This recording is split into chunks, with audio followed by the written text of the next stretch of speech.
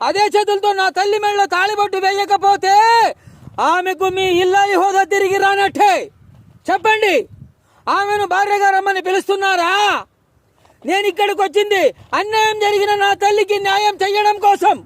మీ ఆస్తి నాకు అక్కర్లేదు, మీ అష్టైశ్వర్యం నాకు అక్కర్లేదు, మీ బంగ్లాలు, తోటలు, ఫ్యాక్టరీలు ఏవీ నాకు అక్కర్లేదు.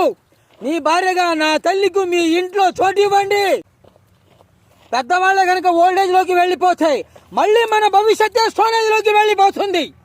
ఇంటికి వచ్చిన గెస్ట్ అని వదిలేశాను, ఇంకొకడైతే ఇక్కడే గొయ్య తీసి పాదేసేవాణ్ణి. ఒక పబ్లిక్ ప్రాసిక్యూటర్ గా ఆ పాండుని, ఆ దుర్గాను ఉరికంబం ఎక్కించడానికి ప్రయత్నం చేస్తే తప్పుడు సాక్ష్యాలతో వాళ్ళు తప్పించుకున్నప్పుడు మీరు మాట్లాడరేంటి?